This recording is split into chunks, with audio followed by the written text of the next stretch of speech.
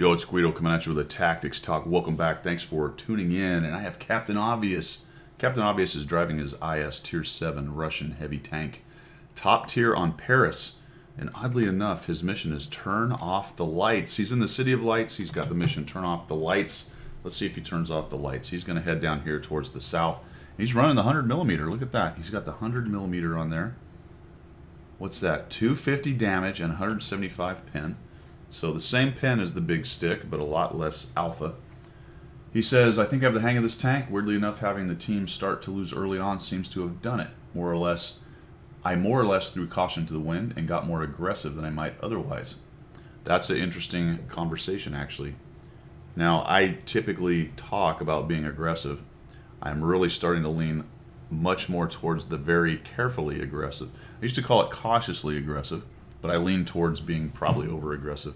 And I am now entering the camp of very cautiously aggressive. There's a nice shot on the KV-3. You'll note that the KV-3 is also running the 100mm. That's very odd. Neither one of them has the big gun. But back to the aggression thing, that's because teams tend to sit back more and more. That's always been something in World of Tanks, but it is now a full-blown epidemic. It is the only thing the vast majority of players do. And case in point, there's a Panzer IV and he here, and all of the spectators are back here, sitting on this corner. Hold down. Or back here, can't see him, but the Panzer IV and a T1, hold down. Nobody else is up here fighting or contesting this corner. They're all sitting back, trying to be hold down or side scraping off the buildings. And this is basically how 95% of the World of Tanks population plays. That's probably high. But it is definitely 75, I'd say, without exaggeration. Percent of the players will simply sit back most of the time.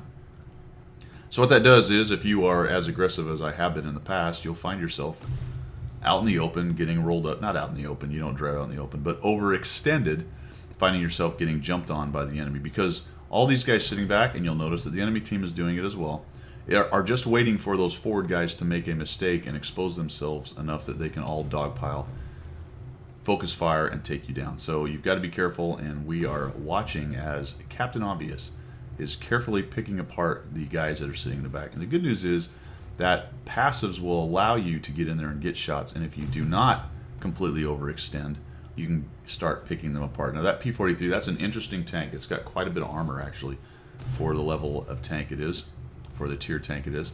We get a shot. Captain Obvious is exposing a little bit of side armor here that I would, yeah, see how he got into your side right there? We'll stop this.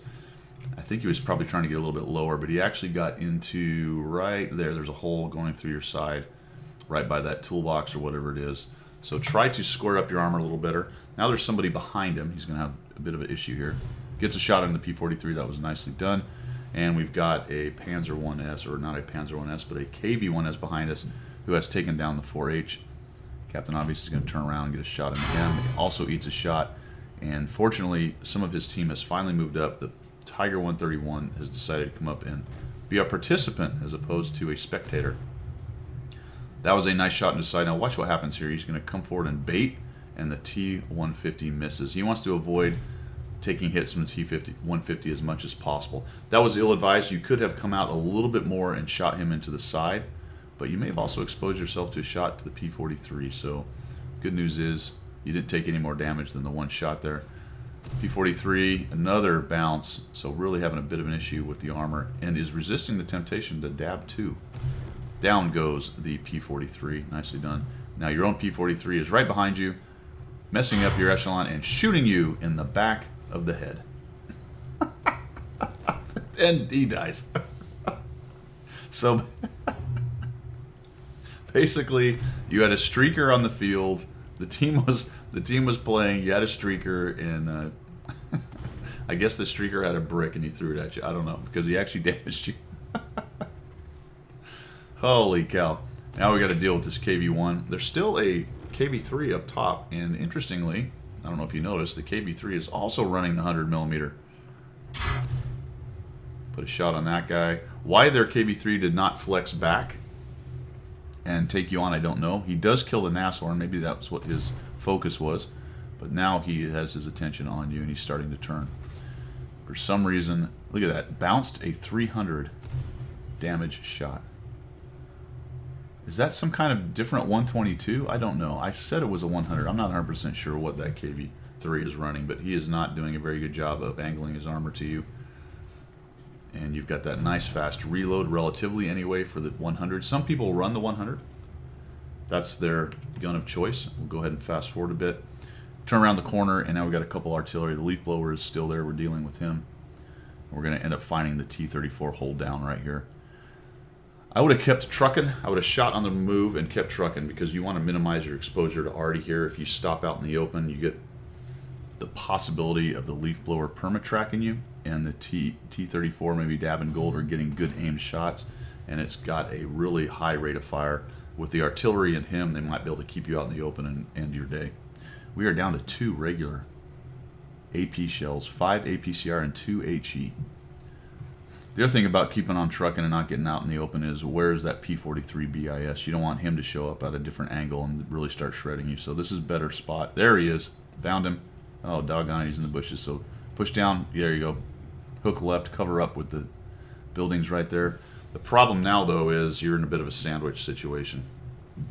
So you're going to choose to go this way. Oh, boy, that guy is just shooting away. Was that HE? No. Another bounce. He's got a pretty good gun. I mean, he hits hard. And there you go. You found him. In a bush. Down he goes. For whatever reason, the T-34 did not take advantage of you being engaged by the BIS and is wandering around in the middle. So you spin back around. That's a good move. There he goes. And a miss. And there's a shot that pins. So he will get you death by 1,000 cuts. Leaf blower's down. That's a good one to get out of the game. Must have been the GW. Was it the GW? I was not paying attention. I guess maybe the GW drove back there and shotgunned him. Well done, GW. We're going to move through here back towards the middle. I think this is the right decision. Just go find the 34. You have a reasonable expectation of bouncing most of his shots. He has gone to gold, so that will be a little bit trickier. Yeah, I don't think I'd have gone to the middle either because that was going to expose you to the artillery. Definitely come around to this corridor, either on the 2 line or the 1 line. There he is, going after GW. How does the GW handle it? Not really sure what's going on. Oh boy, he's done. Looks like he's been circled and cannot get his gun to bear. Yeah, he's trying to run. That's not going to work out well for him. Down goes your ally. Looks like he might have taken a shot and completely whiffed. Oh, I sense a ram opportunity. Is that what we're going to do? Is that what's going to happen here? There's a shot. Oh, he just drives out into the open. Is that HE? That is HE. Shoots HE. Okay. Shoots HE. Oh, the mighty 37 millimeter or 47 or 50. Is it a 50? Maybe he's got the 57. I don't know. That was interesting. This is a good decision right here. No need to, while you're still lit, just come blazing around that corner. And the guy is probably looking that way. In fact, I might have actually gone back around to the other corridor. Because if he's posted up here in a bush, yeah, he is looking right at you. Oh, I'd probably taken a better aim. I don't think he sees you. Do you have 6th sense? Not sure. Oh, there we go. There, repair. I would use the 5 as well. I'd use the kit right there just to get my reload back and get my aim back. He shouldn't reload in time, but it's going to be close. Yeah, if you'd used the repair kit, that would have been not quite as scary. But you'd have burned another 20,000 credits. That's really up to you. 7 kills, 4,438 damage, 1,470 bounce. Going back to the aggression thing that we started off with, absolutely. Once your team starts to collapse a little bit or things aren't working out, sometimes you kind of have to press your advantage where you are and then get back to the rest of the battle. And I see this a lot where people will sit on corners and they're content, even when they're winning, to just kind of sit there and let the other team make a mistake. But if you're paying attention to the battle flow and to the match and to the mini-map, sometimes there comes a point where you have to force the issue a little bit. You have to force the issue a little bit. So nice job reacting to the fight there. Appreciate you sending that in, Captain Obvious. Everybody else, thanks for tuning in, and we will see you.